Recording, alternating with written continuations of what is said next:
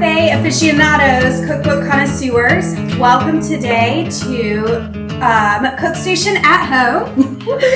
Yeah. We are joined by Miss Teryi Youngblood today. We're so excited to have you here and get to chat with you a little bit. I am more excited than you are, I think. But I'm very happy to be here. We also have Miss Colacioppo, our owner, and the other guy involved, Mr. John Clausen. Here for the snacks, and I have to say, somebody got into the chocolate chip cookie before I got here. Way to call me out. So I'm just going to keep on touching it so nobody else can have any of this chocolate chip. This chocolate chip cookie, is that, and then I just was asking. I think he staked his claim. Yeah. On the chocolate chip cookie. I'm not Which afraid. is funny because Italians love pistachio, anything pistachio too, and I was glad to see this stroke of green in there. Well, you're matching the palette today, so go ahead. All right, Teryi. So you go way back with Kelly and John. Yes. Give us a little rundown of y'all's when you first met Teryi. Oh my gosh! Look, back then there were no women in this. I was selling equipment, and Teryi was cooking with all those, and that was about it. You know, so we kind of started making that connection, and then the cook station opened, and then she started coming to do classes. So it's just been a long time. Yeah, it's been a long relationship, and that I'm very happy about. We even recruited her to sell appliances. Yeah, that's right. Years. I did, and that was fun actually. I kind of missed that. It was fun. I mean, I really enjoyed doing that. She was good. And also at that time, John and I were talking, and he's the one that remembered it, is how cool that was. We got to go to New York together. And we had the best time because we went for a Fisher Paykel class. And then this girl, okay, you got to name what the name. So you had this, she was a state ambassador. South Carolina chef ambassador for the Upstate. Yes. Governor Nikki Haley's little program. It's still going on. I think this is their 15th or 20th year. Wow. So it's maybe, you might have to fact check me on that one, but there's another class that I'm going on now. It's great. Well, and so it worked out because we got to go to that class, and then she had that. It was a bunch of women. It was all women chefs, that thing. It was. And she asked me to go, and I got to sit right at Nikki Haley, and I was sitting beside a girl that does all the National Geographic. Yeah. And it was like a world that I had never seen. I'm just sitting there, and Terry's up there cooking with all. I thought I was something for the day. That was so much fun. That was so much fun. She ended up with a fun roommate, Amy. Yes. I love that woman so much. Didn't know her, and I still follow her. She is the best. Where'd she cook? She's in Rock Hill. Rock Hill. Fantastic. I can't remember the name of the cafe right now.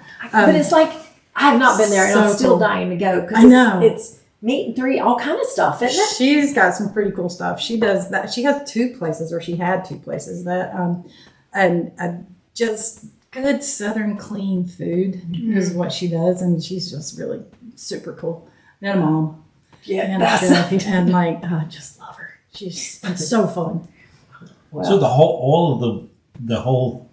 the chef ambassador thing was a program, but the idea that they were all women was a subset of that program, or did it just happen to work? Happened to work out at that point because it's through the Department of Agriculture and Tourism, right? So they put together this program where they pick 4 chefs from different sections of South Carolina, one to represent the Midlands, one to represent the Upstate, the coastal, and anything in between. So it just so happened that for that particular trip, we had past, present, and maybe incoming chef ambassadors, and it just happened to end up being a bunch of girls having a blast. We had so much fun, and we cooked for their Department of Tourism, so that New York State, and that's what I remember. And Nikki was on the train trying to get here, and it was so much fun just to meet people from National Geographic and different representatives from up there, and we just put on this lovely South Carolina dinner for everybody. Cornbread. We've fed these Northerners. What'd you make? Cornbread. Oh, I made a yeasted cornbread. I knew yours was I made a yeasted cornbread, and I can't even remember what else. something that had sweet potatoes, I'm sure. But Terry's is always great. But I can't even remember because we did so many events that this things just kept evolving, So you'd be like, okay, I'll take this, Well, but Terry's way under, so I got to be in the back too for a little while when they were doing it, but she was the leader. I mean, it was Teryi Youngblood being strong Yes, she was strong and just bullying You people. need to get that done. I don't know if that's ever really. She was with a bunch of women, and then they were just like you. We had It's like, and we kept There's getting a difference delayed. in leading and bullying. Yes, big difference. And there's, She worked for me. I know what bullying is. Yeah, I've been bullied. I feel it. We had, there were experience questions whenever we kept being delayed. It's like, Chef, what do you think I ought to do with my stuff's already ready? I mean, is this going to overcook? I'm like, you need to get that off of the heat as soon as you can and hold it, and then as soon as she gets here, we'll pop everything back in. So it was fun questions like that. It wasn't necessarily bullying. It was like, hey, that fish is going to really, really overcook if you keep going. Yeah. So it was a timing situation. It was crazy. No, holler at me. Go buy us a small fryer. Okay. So I'll go take off down the street. There was a TJ Maxx or one of those places. And it was I like. have never thanked you enough for that pair of sneakers that you bought. Oh, that's right. That's right. So I was like, okay. So I take off and go buy some. So you were the gopher? So as all these folks was as all those Thank folks goodness was we're, because chefing? I'm not. I'd never really been to New York. We went there, and so thank goodness where we were staying was down in Chelsea. It was down in Chelsea, but there was all kind of places. There was living. I could go straight up the street and straight back down the street. Whew, Yeah, we had toured the Radio City. one of the best tours We ever. toured Radio City, and I had on a pair of Converse 1-stars, and they were eating my foot alive. And I was like, I stopped and got Band-Aids. I had done everything, and then Kelly pops up with a pair of shoes. Yeah, that's like you gotta do. I think my favorite thing about this whole story is they had a bunch of Southern women come up to New York to go ahead and cook, and no one thought about a fryer. Well, what was that about? Oh, it was the facility. How do you not have a fryer? No, they had it. They had one, but it was just being utilized in a way that made it really difficult for everybody to get everything done. And we had one dish that was just really small, and it was orchid, wasn't it? That's right. That's I exactly think it was orchid. What's that? Yeah, what a cool woman. I love that one. Orchid Pallmeyer, One Hot Mama's, Yep. Hilton Head. Yep. I forgot all about. I was trying to remember all the ones that were there, but There was one I will not name. me either. I was sorry. Okay, there is one thing we can't talk about while we're here. I remember that now that you brought that up. I remember that now. I'll tell you later. That's not It's a long story and a hard one. It's a long. There are tears involved. But yeah, then there was, and then wonderful Kim, the leader of the whole crew. Yeah. Kim was just the most amazing person. But then in that class too, not that class, but the class that we went to. Remember, we found that thing and we kept making it in the cooking classes. Yes. What was that? It had was called Brekkie Slice. Yes. I'm still dying for that. I will make it for you. Okay, tell them what was in that. It was the coolest so cool. It was like a layer of puff pastry. And then You saw it in the deli up there? No, we made it in the Fisher Paykel demo. Oh, in the Fisher Paykel. Right? And it was like 6 onions Yeah. chopped. Just 6 whole, big, fat, white or yellow onions. Chop them up, big pieces. And you would look at it and you're like, that is a mound of onions. What in the world? And then you would dig little holes in and crack 6 eggs in it and salt that just a little bit, because then you'd put an entire pound of bacon on top of it, uncooked. And then cheese. Like cheese. And then you put a top on it and poke a couple holes in it and seal it up around the edge and bake it at 350 degrees for like an hour. Or not even an hour. I think it was like 40 minutes or something like that. When you cut into this, the bacon has rendered and cooked the onions, and the cheese is melted, and the eggs are perfectly like poached medium. And it was like the most succulent, crispy, delightful, buttery, bacony. It's funny when She goes, we got this. That's what we're making that. And it's funny because when you went there, Fisher Paykel supplied all the appliances to America's Test Kitchen and Cook's Country. And so when you were up in New York and they had, and they were out of Boston. Yeah. So all that stuff that they would teach you was those American Test Kitchen kind of things. And it's funny, I think Sub-Zero does it now, but because when you would go to those things for like the manufacturer, they're usually really Not Mickey that good. Mouse. This was chopping good. egg. So they had really cool stuff. Except for the bad thing that happened because they divided us up in competitions for us to cook. And I was like, they didn't know she was. They didn't. You didn't know you brought a ringer? Yeah, she was the ringer. She was the ringer and she threatened me. I couldn't tell. So Emmie, you go to these. You just pretend? Yeah, but I was on a different team. They divided. So you go to these up. these appliance things, and you would go to that stuff, and it was a way for salespeople to learn how to use the appliances. And so it's just a bunch of, old men who just really don't know what's going on. And then they'll have, they'll make these little chop kind of scenarios and you get to do these little things. Like y'all do. Yeah. In the thing. And so, Kelly brought a ringer. Yeah, but I didn't get her. I was off. She was on the other team. Telling, acting like he knew. I was like, I don't know what. Were you bossy there too? Yeah. Oh, yeah. That was bossy there, yelling at the salesman, chop onions, dice. Whisk those grits. Yeah. As hard as you can. She was trying so hard. Why are we cooking grits in New York? What is going on here? It was great. But it's funny that, you start talking about that, but to go back to where you kind of began, I mean, there wasn't a lot of women in the industry. No. And it's so funny. You start thinking about how hard the job is. Yeah. Okay, now, how hard's the job being a mom? And I look at, it's so funny. Me and Kelly talk about this all the time. The cook station is run by women. And in my first couple of years working with Kelly, I thought, I came from industry. I come in here. Right now, 15 years later, I just succumb. I'm just like, I treat everything like a house fire. He almost said he kept his mouth shut, didn't he? Yeah. I almost did. I don't. He's feeling people I just, to argue now. Yeah, That's not I just stay low to the ground. I just listen for direction, and I just try to do what I can.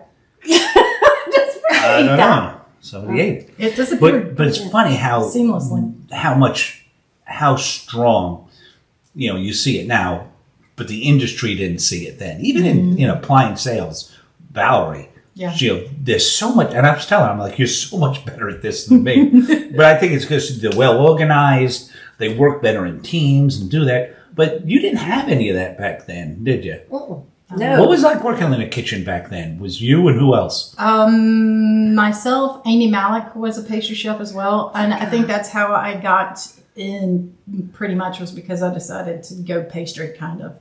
After, that's right. You were a pastry. After being thrown to the wolves in a couple of other restaurants, not knowing anything but what I learned from. Yeah, tell us about kind of your journey. Oh, my journey of. I mean, you're from Pickens, right? I'm from Easley. Pickens, okay. Mm-hmm. Yeah. So how did from Easley? I wish.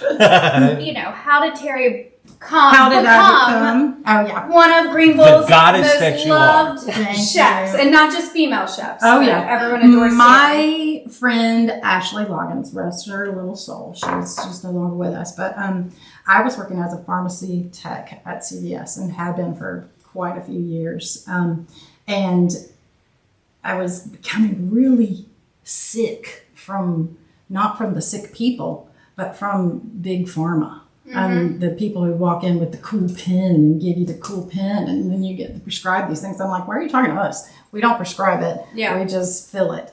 So watching them making millions of dollars and talking to doctors and making, all this money, it kind of made me really sick to watch people come in with bags full of drugs that they've just been released from the hospital. They're 87 years old. They've got 2-gallon bags full of medicine bottles and a stack of scripts this thick. And I'm like, is that really how it's going to be? What? No. Yeah. So I was really disgruntled, and my friend Ashley was working for the bistro you wrote that down. Oh, yeah. That's the other one. I forget about Kelly Baird. Yeah. And she had taken time off to have a baby and to open up a gift store. So she had Eden to take care of. Eden to take care of. And that's the book, the gift shop, not the baby. And Ashley was the hostess, and she was one of my really good friends, and she was like, you're happy when you're cooking, so you should just come cook. Mm-hmm. So I went in and I met Red, So she knew that because you cooked with your mom. I mean, you were. I cook for anybody, friends. Yeah, just all that stuff. My sisters and I would get in the kitchen, especially after Food Network started. Like Mary Sue Milliken or Mary Sue Finnegar and what's her name, the two hot tamales. I made an entire Mexican feast and had to start calling people to come and eat it before my mom got home. I was like, y'all are going to have to eat this food as quickly as you can. But I would cook all the time. And she was like, you're really happy when you're cooking. So why don't you come and talk to Red? And the funny thing is she said, wear a skirt. That's how it was back then. Interesting. I didn't know that story. Yeah, wear a skirt. I didn't have to wear the skirt because Red gave me a knife and said, here, show me what you got. And I have watched so much. Emeril Lagasse actually told me all the lingo and how to actually chop an onion and how julienne and dice and concasse and all those things back in the day before it was all BAM and everything like that. So he was like, wow, you really kind of know what you're doing. I was like, yeah. How old were you at this time? 22, okay. 23 maybe. And they just turned me loose. And a couple weeks later, they fired the chef. And I was like, whoa, hold on.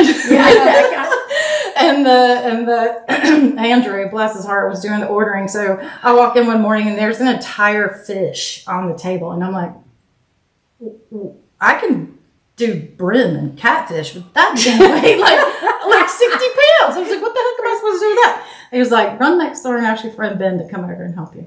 So Ben, who was a chef at Blue Ridge at that point, came over and Blue Ridge Brewing. That's right. That was a great one. Ben, I wish I could find that guy and just tell him how much I appreciate what he gave me that day. But help me make two giant fillets. I break down this giant fish. I think it was a salmon. I don't remember, but it felt maybe like a swordfish.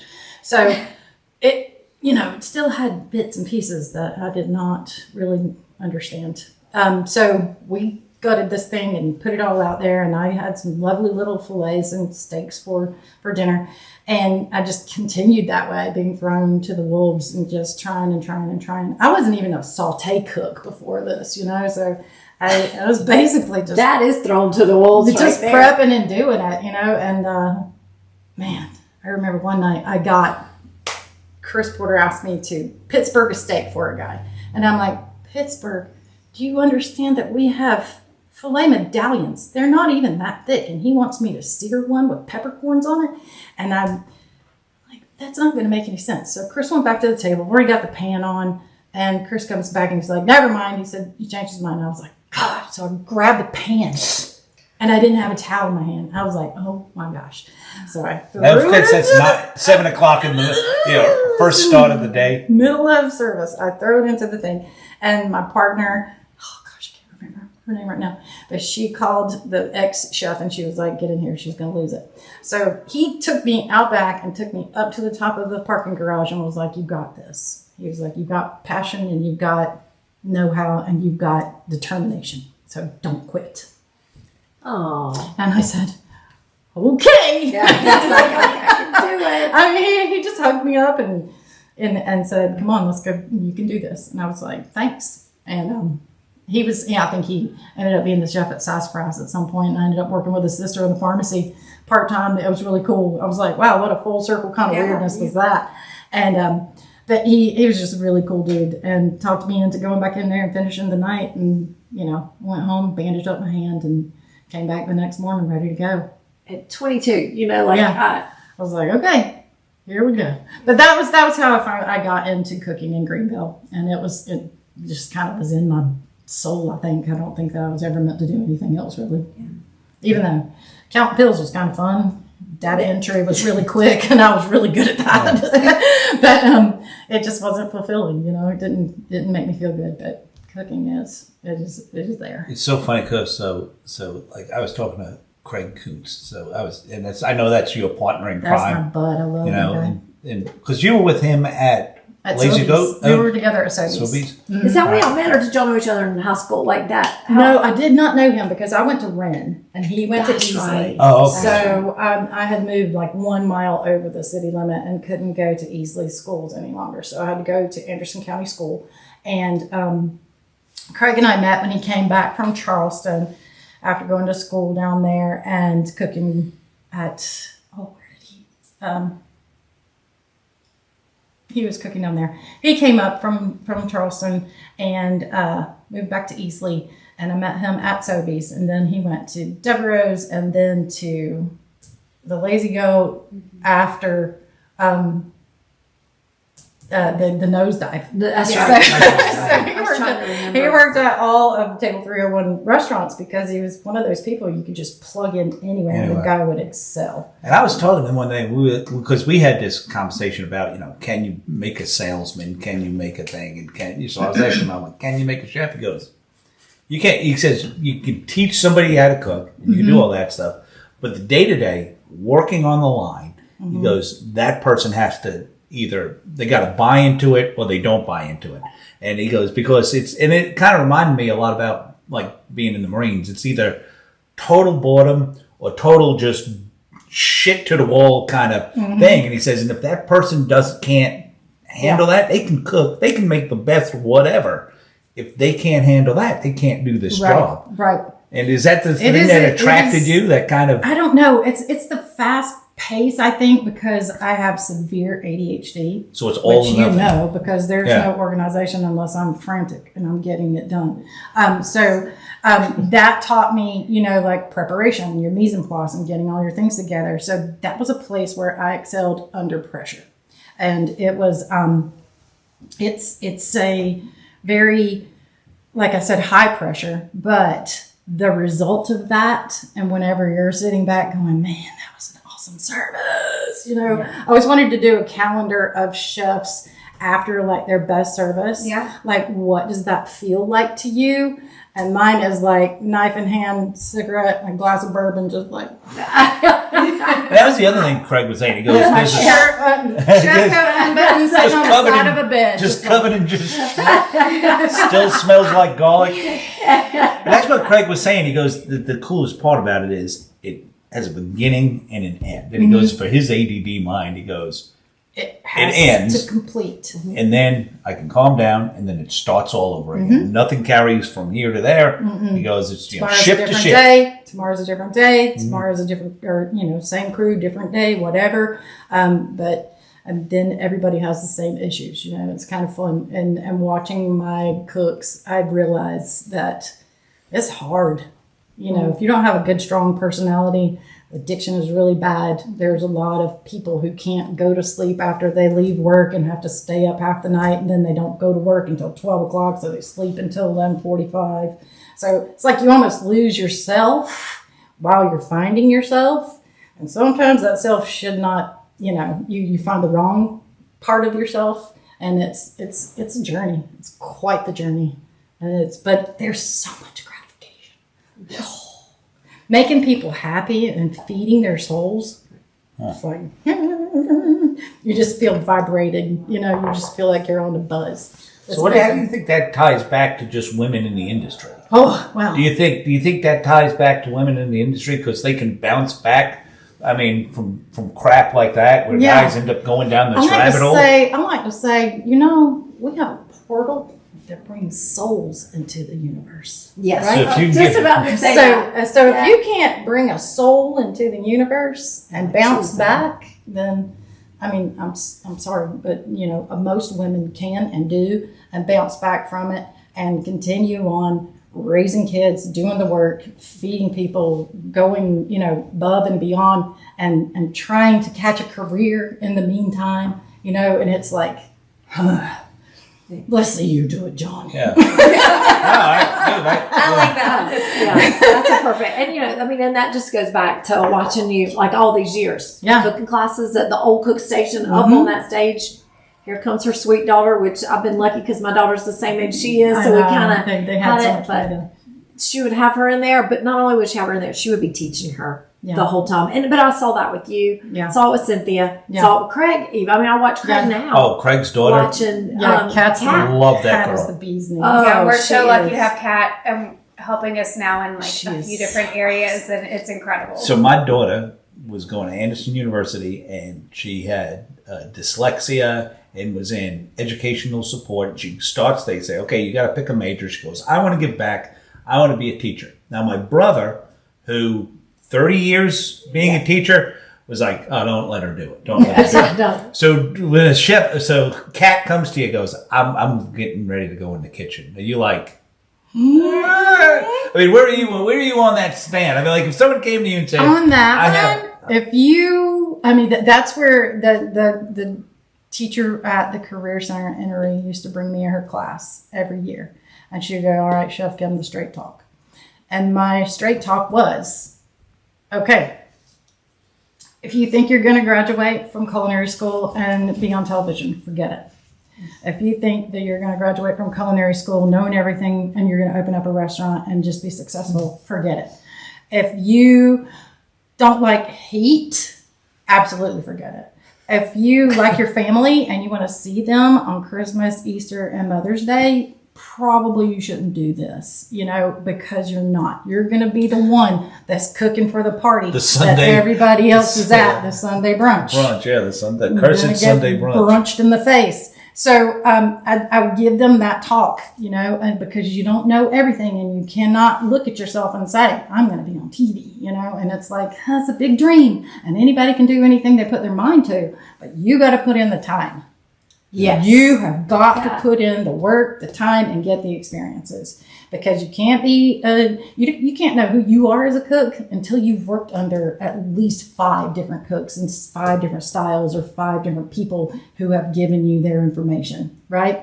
Because then you can develop what it is that you enjoy. And then you'll know what your heart speaks to and what you feel like you need to do, Same question turned upside down. Okay. So would I tell them? No, you had a mentor, and somebody taught you how to break down a fish and all this other kind of stuff. And and it's so funny because you were talking about you go to Emory and you teach the school. So are you picking your restaurant?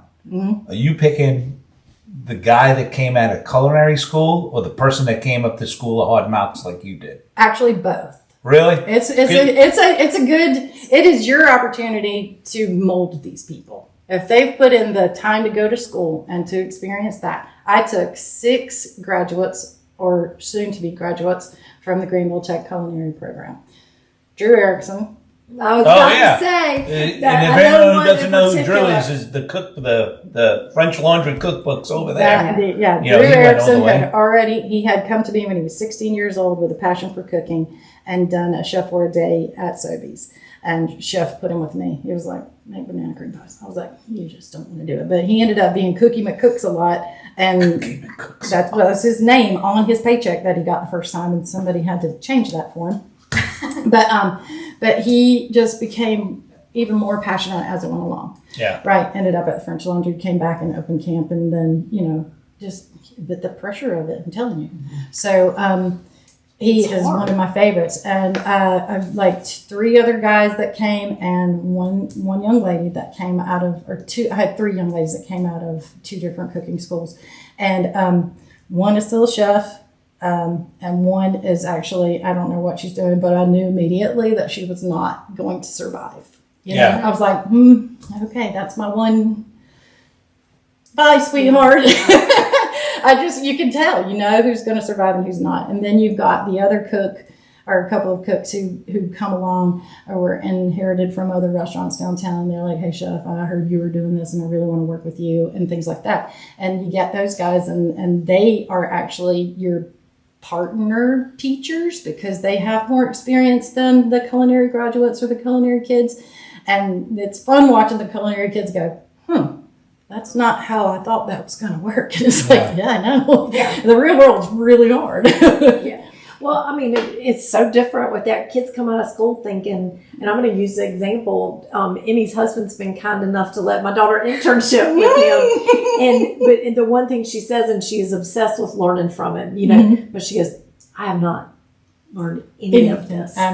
She goes, now it's taught me how to study or research, and I know some terminology, and I know but they don't realize, kids don't realize that's all that school can get you. I mean, they're going to give you whatever's in that book, but they can't give you the experience of actually doing it. Exactly. So you're going to tell that kid both. You're gonna have to go both ways. Yeah, you have to tell because I wish that I had a degree, because I can't even teach culinary right now unless it's at your shop, or if I wanted to go to Intery or to one of the career centers. I think that, I'm 50 something now, so with my years of experience, I've got 30 years of experience in the kitchen, they would give me an opportunity to teach, but I would have to get a teacher certification in order to do it. Yeah. So, I could skip the master's or, whatever, the Bachelor of Arts, and then go into and teach these kids. But that's not where I want to teach them. I want to mentor them. And I have a couple right now. My girl, Belle, Emery, she went to culinary school because she had been working with me, and I fired her because she wasn't in it. And I was like, I just don't think you've got enough passion to really do the job. And she comes back to me like 6 months later and goes, please, Chef T, I think I'm ready. Oh. And I was like, all right, girl, get in here. And she's been my partner for every Euphoria event, every Southern barbecue reunion, and all that good stuff. So it's good to feel these kids who actually do have the passion. She was like, should I go to culinary school? I was like, yes, ma'am, because I wish I did. I wish I did, because then I would understand the numbers a lot better. Those are things like that theory is something that I didn't actually understand, like profit and loss. I was like, okay, because I was a pastry chef. I didn't have to deal with that, but now profit and loss is a thing. And I've always done food costs, but trying to plug all of that into the entire business the big picture, you need that business information in order to make yourself successful. If you ever want to own your own restaurant or move on to the next phase, then you've got to have that in your back pocket, because without that, you're really kind of just floating out there, and then you need lots of help, and that's going to cost you. Mm-hmm. You're going to have to hire people to do that for you. But if you know it, then you can at least understand it and know what you need to do in order to make it profitable. So as you keep on going in your journey and stuff like this, it's fun to say, like me and Kelly have this a lot. I worked for big construction companies. I worked for all this stuff. And then I worked for Kelly, right? And, you kind of that same way. You have the table 301 thing. Yeah. But, when you get to, where you are now, and you have a really great group of folks over at the bookstore. Yeah. And they open up to, hey, this is what the numbers look like. Yeah. Are you learning just as much working for a small mom and pop kind of thing? Yeah, absolutely. Someone was freeing about it, isn't there? Yeah, because Judson Mill. M. Judson. Judson Mill. Tell us again, what they're doing over there and how that fits into the culinary thing. These ladies are fantastic. I was in culinary retirement after that thing, and then that shall not be named. That shall not be named. When I was after working for Beltram and all those guys, and then with you guys selling the appliances and stuff, I kind of took a culinary early retirement, and I didn't do it for a long time. And my friend Elizabeth Logan McDaniel, who owns LaRue Fine Chocolates, called me one day and said, "Are you ever coming home?" I was like, "Yeah, maybe." I was like, actually, I kind of really miss it. And she goes, well, if you speak the right words into the right ear, things happen. The universe will hear it. And I was like, I want to come home. She said, okay. 2 days later, June sends me a text, June Wilcox and Ashley Warlick send me a text, and they're like, what would it take to get you to come out of culinary retirement? And I was like, oh, the bookstore. Oh, my gosh. I did a sit-down supper for them, their first sit-down supper, which they do in the bookstore. They move all the skids and all the bookshelves and everything. Just kind of like what we used to do. She made just move all the We're going to move everything out. And then set up a big, long table, and she was like, Pat Conroy is coming, and I need for you to cook dinner. And we're going to use his books as inspiration. So we used his books for inspiration and pulled recipes, and everyone that worked for us, or that was at the dinner, read a little, excerpt from one of his books and told him, or whatever, and kind of explained how the recipes and what we cooked kind of tied into it. They don't even they have one oven. It's actually a double oven. It's a double oven. And I think it's a Vulcan. But Drew and I cooked and dragged everything up the street from Passerelle and fed him. And he was like, damn fish I ever had cooked in a bookstore. I was like, thank you. Yeah. But that's how I met, or how I got started with them. But then they called me after my culinary retirement and said, what would it take? And I went in, sat down with them, and they're like, after COVID, the chocolate mousse was in the space. Yeah. And they had been open for 6 years, six or 7 years. And their lease was up and COVID happened. So they vacated the space. And then Ashley and June decided that they would open it as a cafe, keep the coffee, keep baking things. And they were doing it themselves. And having not really done it in that kind of, capacity, they were like, help! And I was like, oh, okay, yes. And after, 2 bottles of wine on the sofa upstairs in the gallery, we're all crying because they had just put the Christmas tree up in the and I'm like, I'll be here in January. So we were all, just so happy. I got in the car, I called Elizabeth, and she goes, imagine that. Yeah. I told you that the universe would see it. And I was like, okay. So she said, I called Elizabeth to ask, about you. And she goes, call her now. She's vulnerable. She's vulnerable. Do it. So I just came back and started, helping them with the cafe. At that point, I was not really 100% like business, focused. I was just trying to make things flow and to produce enough to keep us going. Yeah, sales cures all ills. Yeah, Just, so at that point, just get it out the door. Just got to get out the door. We were putting recipes in, cooking, making, baking, and staffing, and that was fun. That was really cool. They're just really, really awesome ladies getting that done. And actually, they both, I think, wrote and edited for Edible Upcountry. Mm-hmm. So Ashley Warlick probably knows more about food than I ever will, especially South Carolina food. She's just amazing. So I always, just look to her and be like, you think? She would say, yes, let's go. So they just gave me ultimate freedom in there. And that's like heaven. So we continue to do sit-down suppers with authors. And I get to do Runaway Fridays, which you have to come to. Tell me about that. You can too. But Runaway There's another Friday. chocolate chip cookie there? Yeah, I can get apparently you one. Somebody ate that one. Runaway Friday, we partner with Mission Grapes. Oh, yeah. Our rep is Danny Baker, who was your rep too, and he's fantastic. And I've We known love him. Danny Baker. I've known him since my first days at Soby's. So we have been friends for probably 25, 30 years too. We got to get Danny here. Yeah, you need Danny here. Yeah. Y'all need to taste some wine. That would be such a fun one. Anyway, yeah. But I do 4-course lunch, fairly, small portions, so you don't actually have to, go home and take a nap. But the idea is that you run away after your lunch on Friday. 4 wines are paired with the menu, and it's a different menu each time. So it's my chance to get my creative juices out, and not just make cookies and things every day. If anybody, were interested in coming to a Runaway Friday or to one of the sit-down suppers, we have a calendar of events on the website at mjudson.com, or you can pull down the calendar and take a look at that. And you can also get on a mailing list, which we don't spam. We just send you one newsletter, and then we tell you about our book. We have a book club every night upstairs.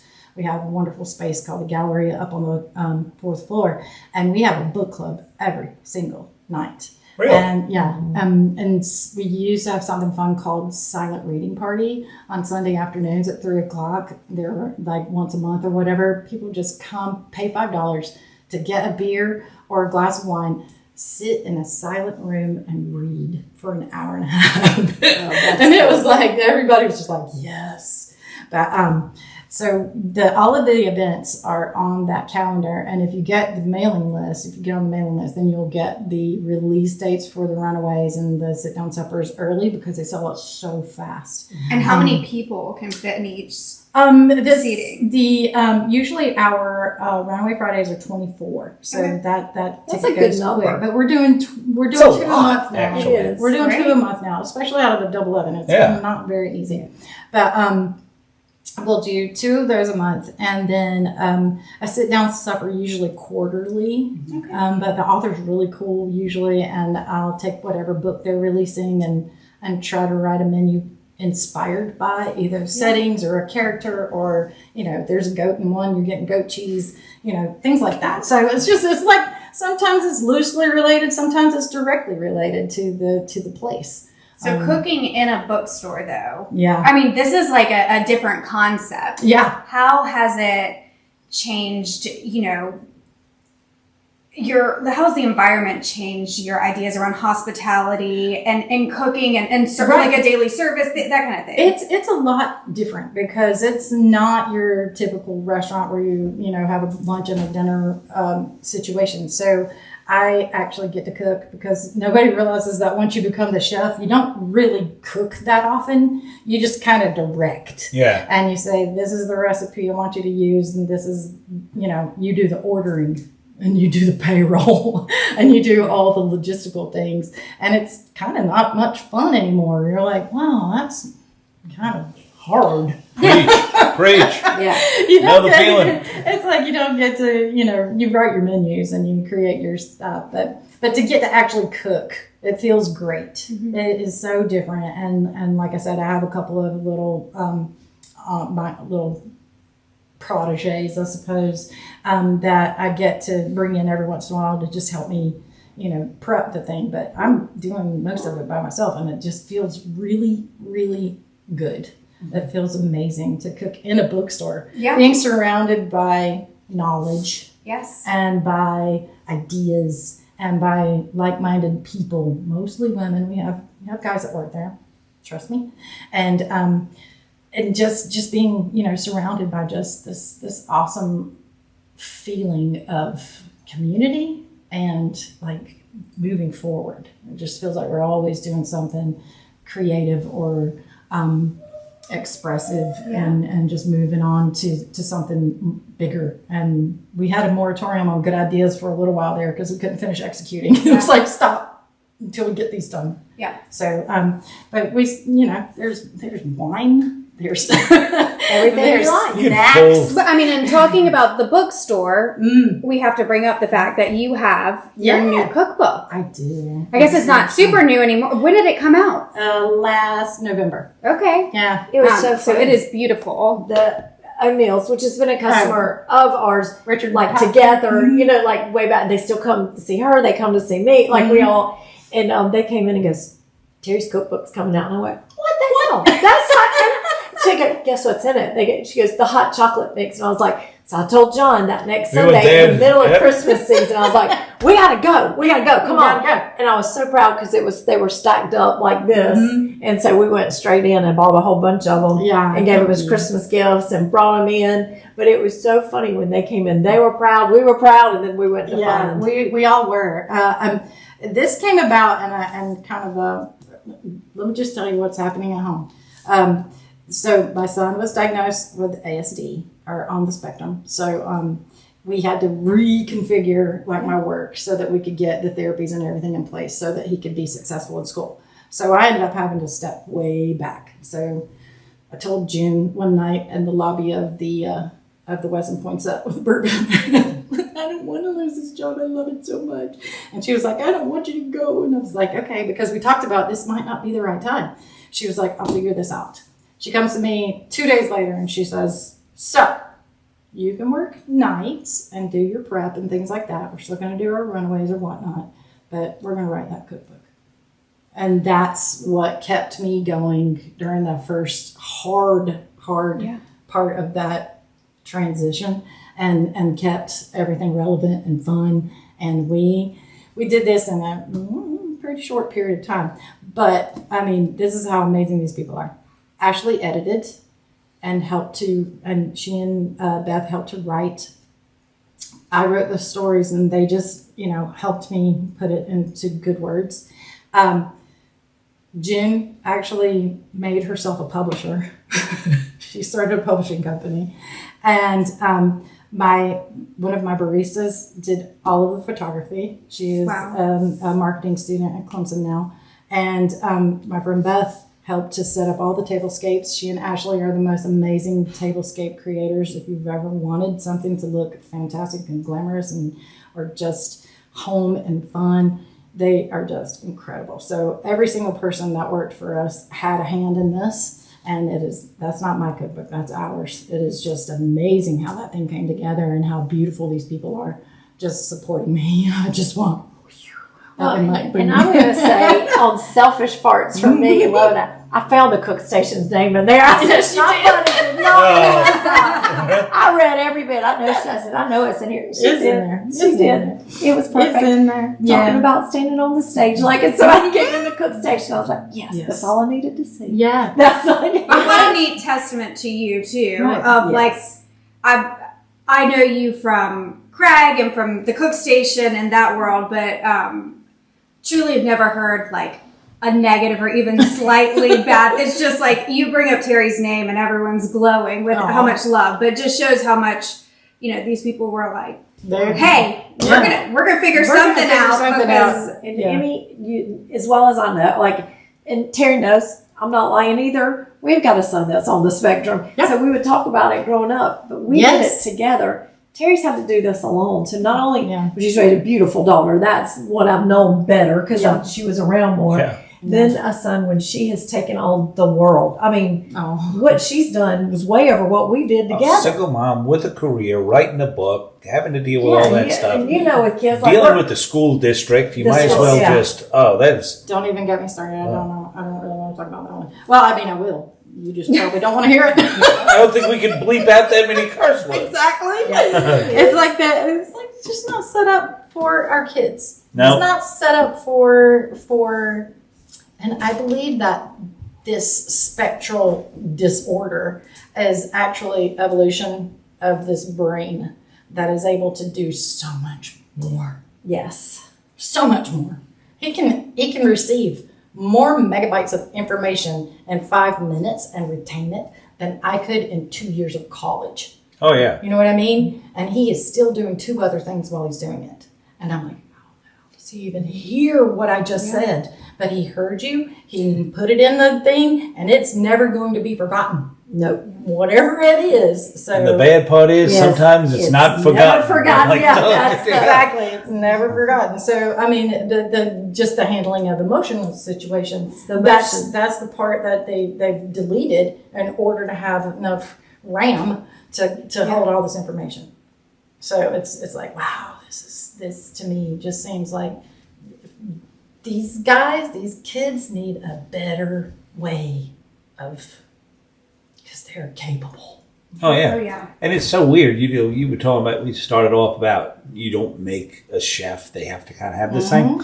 And it was funny. I was talking to, like I said, me and Craig would sit there and talk about it. It's funny. There are some careers that are just really plug into folks that deal with that. And Craig said, it saved him. Yeah. Danny, Cantrell, who does that, Dan. If there wasn't a restaurant industry, he would be, This is a hot. But you taught you. Yeah, Vicky handled Dan all the time. But I remember it was in Vicky's kitchen helping her out one night before like a big brunch. It was either Easter or was it at the Lazy Goat? Yeah, at the Lazy Goat. And we were prepping like all night because they had Saturday service. And there's not enough room to walk in to feed 600 people on a Sunday whenever you've just done a service for 650 on Saturday night and on Friday night. So on Sunday, you're going to have 600 to 800 people through the restaurant in like 4 hours. So you've got to do all that prep because there's nowhere else to put it, you know? So we're in there. And Daniel and Kristen had these vocal stems that they were doing, and they were just back and forth, back and forth, back and forth. And at that point, I did not really know about vocal stemming, and I was like, would you guys shut up? I can't even hear myself think. And I remember Vicky just dropping her knife and going, and her sous chef just leaned down the corner and said, "Chef, you okay?" I was like, yeah. I am now. Yeah. Because it was quiet. But it's just so funny. Daniel and I was like, yeah, thank God there's an industry for that. He loves being Look, I love it. He would follow her through the gates of hell just because she corrected him. A couple, as Danny was A learning million his years thing. ago. Yeah.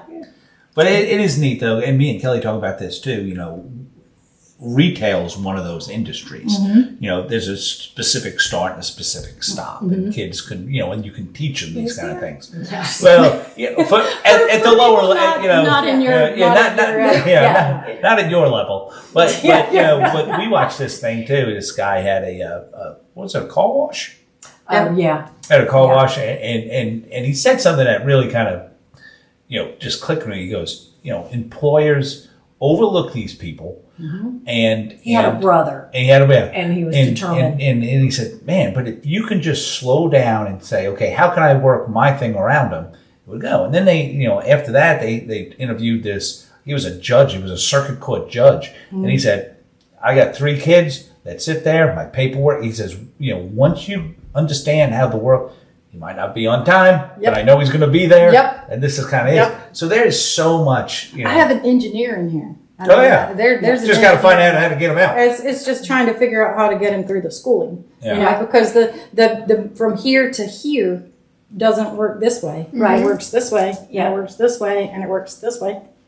But they don't understand why they make them do the busy work. Yeah. Because they know it. Like, why should I do that? And they will not do it. I mean, like, there's no. He had an online teacher that told him he needed to show him his work from math, right? I need you to show me where you did your work. And he was like, I did it in my head. He was like, I need for you to show me your work. And so he was like, I did it in my head because math is pretty easy for him. I mean, when you get to like the higher stuff, it's a little bit more difficult. But basic math, the boy does not have to think about it.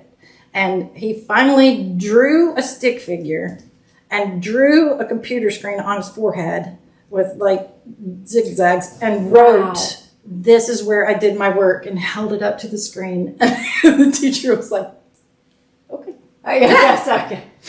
Okay then. But yeah, I mean, he's going to be an architect or an engineer because he can take things apart. He loves taking things apart and putting them back together, or doing electrical things, and it's just like there's and going back to different ways of thinking or processing, and tying it into the book.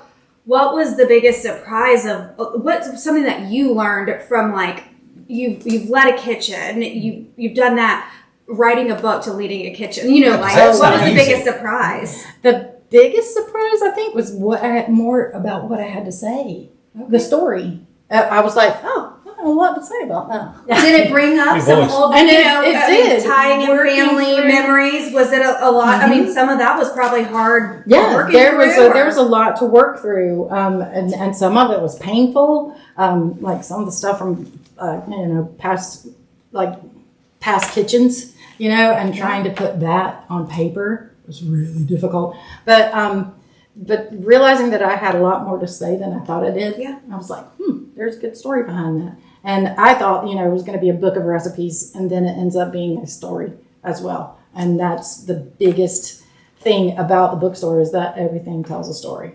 And that's our motto. And I feel like you've said before too, cooking, you kind of tell a story through cooking, and it's so funny that you ended up in a bookstore. A bookstore, you're right, it is, and across the street from Soby's. Yeah. It's across the street from where I started. 200 feet. Okay. Go ahead. If there's one recipe in here, and it would be hard to pick just one. Oh. What is like one recipe that just embodies Teryi Youngblood? Probably the groundnut soup. I mean, and it doesn't embody me. It's about the culture, but I took that soup and served it because whenever I became chef ambassador, I took a deep dive into what South Carolina food was about, and just learning what we export. Soybeans, we do peanuts, crazy things, and this groundnut stew just became like, it was like part of my soul somehow. I was like, God, I love this stuff. But the first event I did with them, I did it and made it with collard greens and swordfish, or not swordfish, but wreckfish from Charleston. And it kind of tied in. Then later on, I would use that soup, in different events because it can be made vegan. It can be made, I've made it. There are more recipes for groundnut soup in Africa than there are cooks. You know what I mean? And that became like my signature dish. And everyone's like, "You making the peanut soup?" And I'm like, "Yes, I'm making the peanut soup." And I have fans like Michael Tolleson is like, "When are you making the peanut soup again?" Morgan from Euphoria, "Are you making the peanut soup this year?" And it's like, that's my signature dish. Yeah. So it can be varied and changed in so many different ways that I feel like it's just part of me. I love that. It's incredible. So that's, and I always wanted to ask this, but you're the perfect one to ask. Baking to cooking. Same coin, two different sides. You're a baker. Every time we talk, you've always just defined yourself as a baker. Yeah. What's that story? I like being the triple threat in the kitchen. I think that's one of the things that you do whenever you're a female in a male-driven world. You got to do it all. You got to do it all. I got to be a threat to everybody. And you got to do it better than them. Yeah. And I think at Soby's one night, they were like, "We don't have a chef for the apartment. I need somebody to do the apartment here. Can you do it?" And everybody looked at me like, "Is she going to do the apartment?" I was like, "Yeah." So I'm over there fabbing out fillets and things like that. And everybody's like, "What are you doing?" I was like, "I'm cooking for the apartment. We have an event upstairs for 65 people. And I've got to get all this done." The menu was already created by somebody else. So I've got this whole tenderloin and I'm, cleaning it. I've got fish. I've got all these things going on. And I remember Obadiah looking over at me and going, "Ain't you a baker?"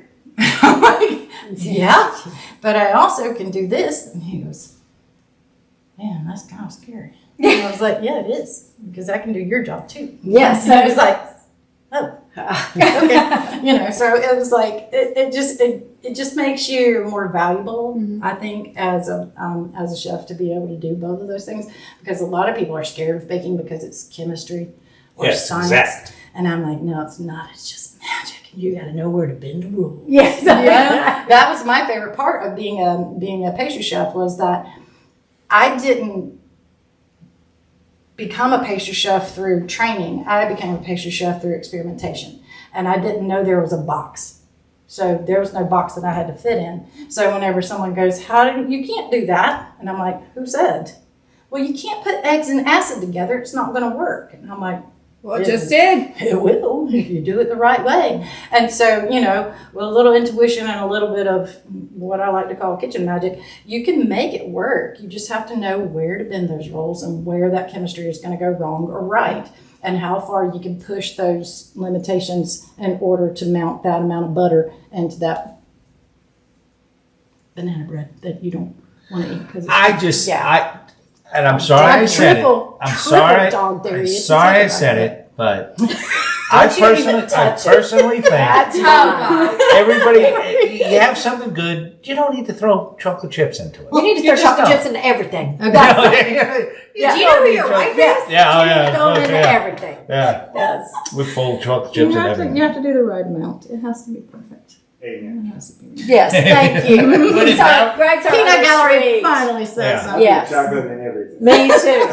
There's no reason I don't even love it shouldn't be chocolate in that much, everything. but yeah. So, a young 50. Unfortunately, me, you, Kelly, Emmie, we're going to be working toward 104. Yes. We're telling her that now. Yeah, I hate to say it, That's dude. like It's she's just the like, way the yeah. pickles squirt. So that's just the way it goes. So, you got 30 more years in you? So, My hips will hold out. if your hips are all right. But Which that is is the problem. But that is the neat thing about going to the bookstore. I mean, and because that is a shitty lot. I mean, hanging out on the line for that long, Yes. it will just pound you into If I nothing. were in a restaurant situation, I do not believe that I would continue that way. I would probably write 5 more books or something else, or start some kind of company that just makes banana bread with chocolate chips in it. I'm just kidding. But yeah, I would definitely, it's such a physical toll on your body because of the hours. I mean, I used to work 60 and 70 hours a week. It's funny. We took like Craig was telling me one day. It's like Kelly threw me a life, A life threw me a line, yeah. dude.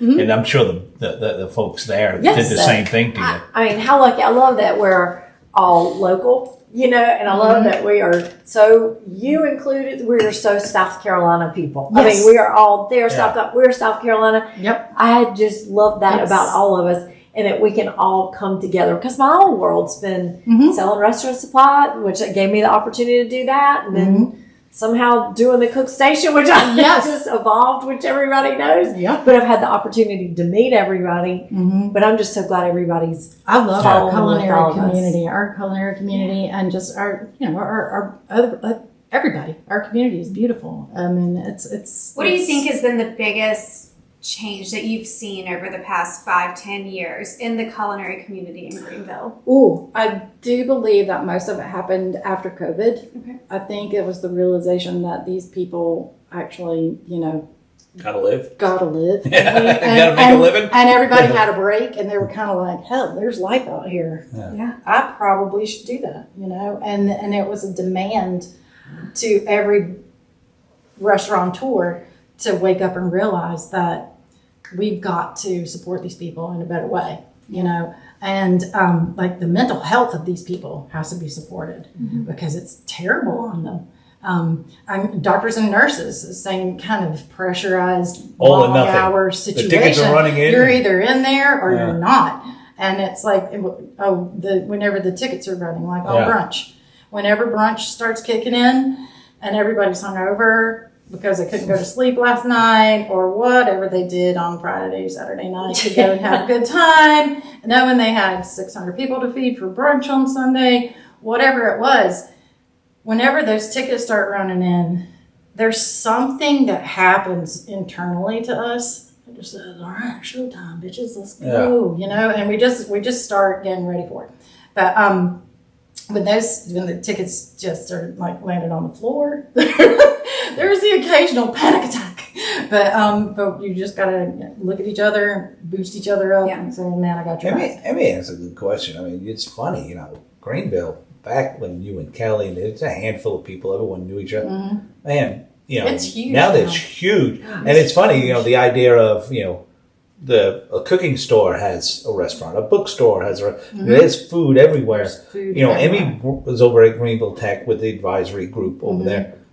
It's a lot of shoes to fill, man. It is. I mean, is it getting watered down? Is Green? I don't think so. I don't think so at all.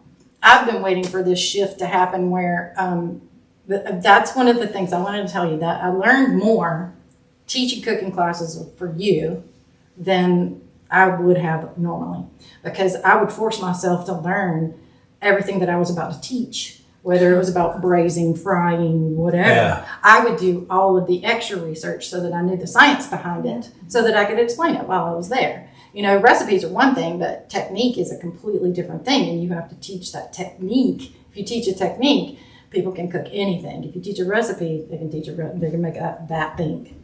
But if you teach them how and why, then that's how I learned so much more than I normally would have and became that threat. But just trying to, what did you ask me? Hey, John Colacioppo, nice to meet you. I don't know. I'm just babbling. Greenville culinary scene, but I think that The Greenville culinary scene. our first James Beard award, we've had Top Chef here. We had the Michelin Awards were here. I think that really it's such a fun, energetic time in the culinary world. It is. I mean, and what the Euphoria girls do forever. It's. I think that's just incredible, and we're only building from there. I think it's really going to weed out some of the subpar food, and everyone's just got to step their game up. Now it's going to be I agree. Good things are coming to Greenville in the culinary. Yes, because what we said 10 years ago was that Greenville's a foodie town, and I'm like, nope. Yeah. Because no one has ever eaten Persian food. No one's ever eaten, they've eaten only a limited kind of style. Greenville was a foodie town for Southern people. But Greenville was not a foodie town for the people who were filling up out at the Cliffs and filling up in Kiwi and filling up in all these new communities that were building up, and everybody's retiring and moving here. They're not from Greenville. And that's one of the things I learned working with you guys is that there are people from everywhere moving here. To have a top-notch Indian restaurant on downtown Greenville wasn't there. Yeah. So You gotta wake up and understand that there's so much more flavor out there. And I used to bring that to my cooking classes. I was challenging people to reach outside their culture and their comfort zone to eat something that they've never eaten. That's why I love my Halloween class. I was about to say, I know what your favorite class is. We used to do the Halloween class because I would make people eat raw oysters and mussels or whatever, and they're all like, I've never eaten that before, and I'm like, get ready, we're gonna do it. And just trying to grow this palate and to open up everybody's senses to what is actually out there, because the world is full of flavor. And I've been waiting, and it's finally starting to happen. Now we are becoming a foodie town. Yeah. Now we can say that. Now we can go on the front page of whatever magazine that has voted us whatever number one in downtowns. Now we can do it. Right. Back then, not so much.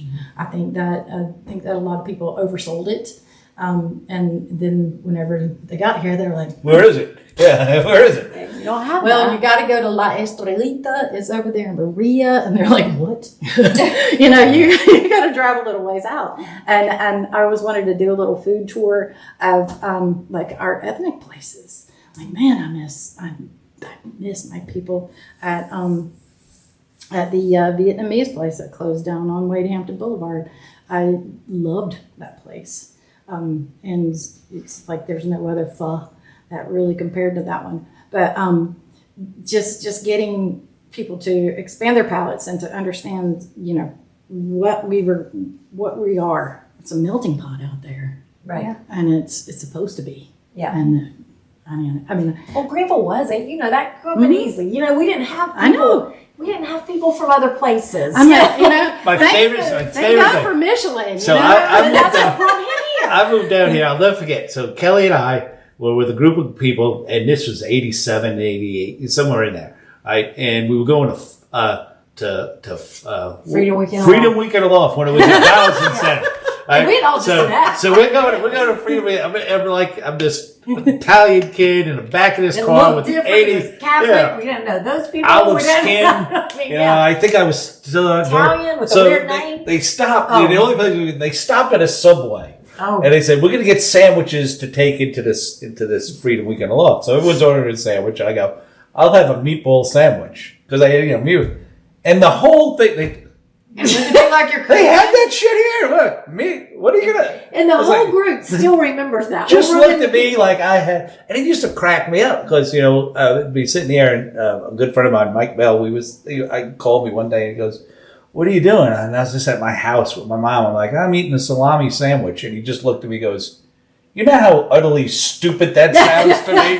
He goes, you know how just utterly stupid, a salami sandwich. Who the hell? You could only get the like Oscar Mayer Cotto salami with the peppercorns in it. Who the hell? But then he goes into Waffle House and his friends from high school said, you have to order grits. Right. And then tell them what you did. Yeah, so we were in there. We went to Myrtle Beach. It was high school. We go down to Myrtle Beach, and they were like, all right, and they were all loaded, and they're like, you get John grits. And I was like, I didn't want to offend anyone because, I was like, I don't want to really get beat up. So I was like, I'll try. Just give me like 1 or 2 grit. I said, I don't want to have a whole pile of them. Right? And the lady at the Waffle House was looking at me like, what the hell? I'm like, listen, I'll pay for it. Just give me a grit or 2. I'll pay for it. I just don't want a whole plate of grits. And the lady's saying, I can't do that. I'm like, and then all of a sudden the New York came out. I'm like, what do you mean you can't? I'll pay for it. God, they just need it. The lady says, I can't do that. And she goes, hold on, dear, I'll show you. And then she brought it out and it dawned on me. I was like, oh. Polenta. Yeah. I understand why you can't have 1 or 2 grits. Polenta. But it's just funny how now in Greenville it's kind of, BMW, Michelin. Yes. Oh, just see the people moving. All of the industry that's come in, and then, like you said, the people that are moving into the clips or retiring here. And you know what I've noticed at the bookstore? It's a really cool situation. Like right now, the Wesson Poinsett is full of people who came up from Florida and from the coast. So they didn't have to deal with the influx of people who just got out of school and are flooding into their towns. Yeah. Yeah. And I have met so many people from, from Florida and from other places, Alabama, who have come up and they're like, where do we go? I'm like, go to Paris Mountain and all this stuff. And there's a bridge and a waterfall and all this. And they're like, this is the best place ever. We're going to move here. I'm like, no. Slow it down. Business. Wait a minute. Buy a book and get the hell out. Yeah. For the love of God. Do you want chocolate chip cookie? You can come back next time. Yeah. Well, Terry, we could talk to you for hours, but I know our right? time is limited. We do go through a few. I say they're rapid fire, but they're not really rapid fire questions. rapid. But Let's go. at the end, and it's kind of, you can expand as much as you want, or you can just give us a One word answer. one word answer. Good luck with that. What are you binge watching right now? The final season of True Detective with Jodie Foster. Okay. What's the best compliment you've ever received? Oh my gosh. That's a good one. I don't know. I think it's probably to do with the food. That's just you never disappoint, I think is what to me that's great. What's your go-to spice when you're cooking? It can be in baking or in I think something you couldn't live without. Oh, something I couldn't live without? Espelette pepper. Espelette pepper. I saw that. That was in the cooking eggs for one recipe in there. Espelette pepper. I'm going to go to that festival. They have a festival in Basque. That is the Espelette Pepper Festival in like late September or early September. And they just harvest all of these peppers. And it is like this entire festival. And I'm going. Good. Good. That's some point I'm going. What has been a memorable or your favorite dining experience what's one that has stood out above everything? It could be at home. It could be at a restaurant. What has been one dining experience that stuck with you in life? Ooh, that's a good question. There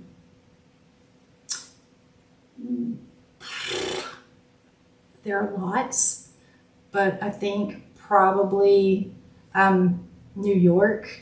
One of the late night places that we went to after James Beard House, I think, and I cannot remember the life of me what it was, but it was Asian tapas, I think, and I will have to look that one up. But everything that we had that night was just perfect little bites of heaven. Ooh. Oh, Remind me to tell you the fun story about Craig in the bathroom. All right.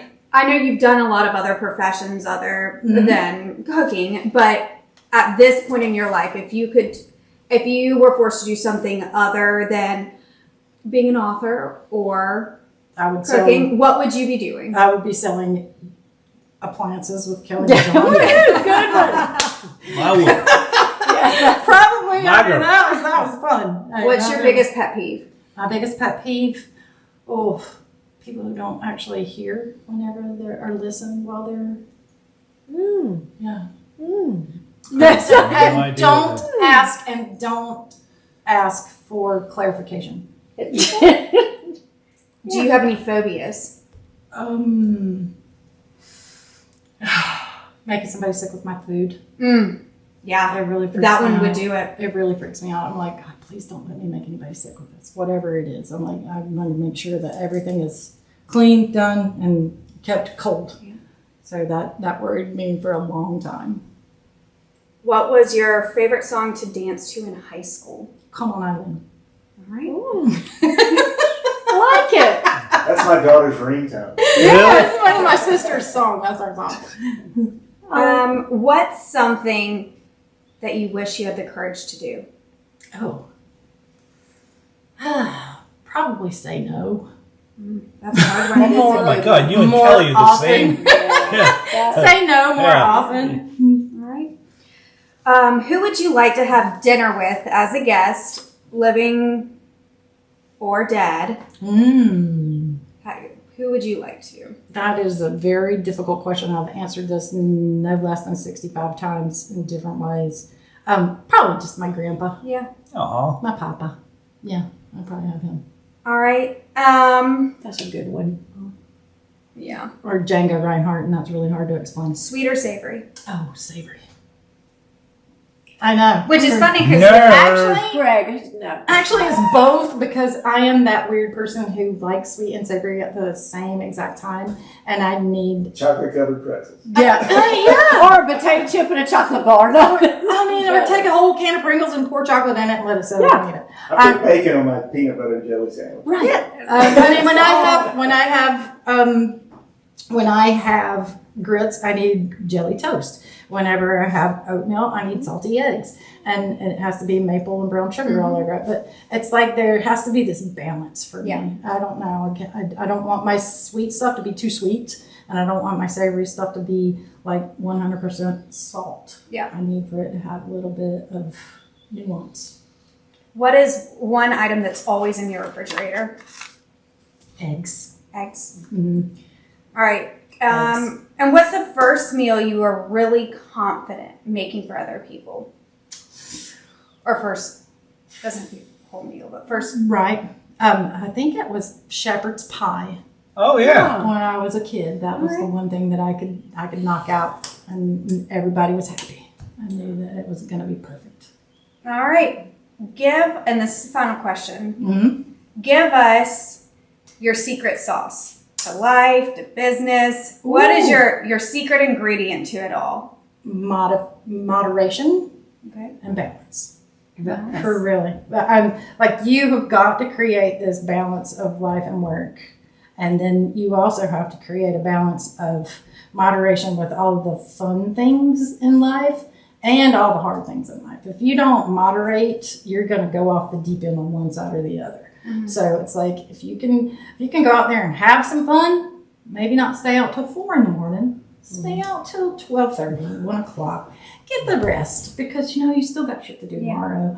And it's like if you moderate and you keep yourself like in the middle somehow without falling off of one side or the other, then you'll be okay. Brought to you by the woman who just said a few minutes ago, "I wish I could say no more." Right. Brought to you by the lady who 3 questions earlier said, "I wish I could say no." I do say no a lot more than I used to. Yes. I promise, I do. And it's thank you for therapy. Yeah. Hey, hot take. I don't know really what this is, but I've always had a huge crush on Miss Youngblood. I always did. And I was just looking at it. We need to do a chef's calendar of hands because all the scrapes, scars, burns. I never noticed. I thought you were going to say she is the most beautiful woman. But it's true. But it's so funny. I was looking at it. I said, that's the 30 years.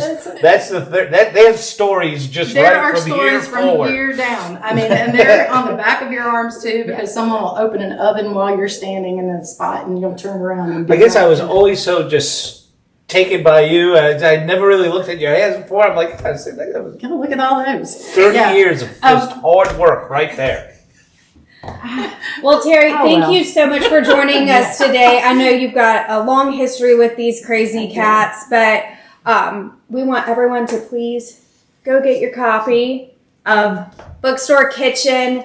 Go visit M. Judson. Go to one of the Runaway lunches. I gotta say, my favorite dinners. thing is when we went there, the lady goes, "Would you like it stamped?" Yes, you And I go, "Damn right I want it stamped." It was like, so we bought all these books, and the lady was like, "Damn, I shouldn't have an stamped." She was sitting there, hand stamped each one of them. Yeah, it's pretty special in there, man. Yeah, I mean, it is like one of It's those a great places. place. I love that. Now, my people, they're really cool. Y'all are my people too.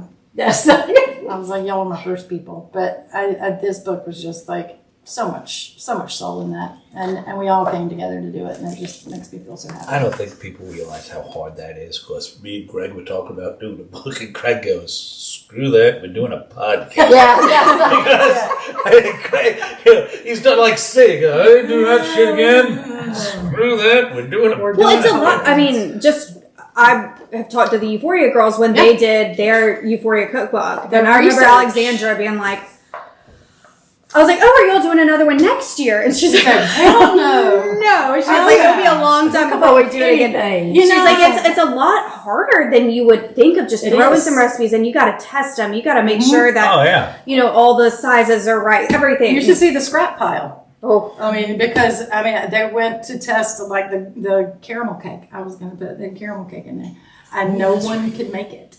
And I was like, So we went. We bought this book. I forgot about the caramel cake. Yes, Terry, that's not good. The caramel cake. So do you remember when we got this thing? It was Christmas time, and the place was packed. And we were in there, and we were our friends from Charleston. And I was looking at it, and they go, "Oh, it's just a nice little small book." And the only thing I could think about is, that's not a small. You know how long?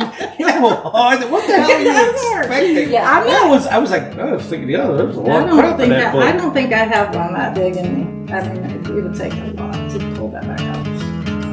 You're the best. yeah. Thank you, Terry. Thank you. Absolutely, I'm great.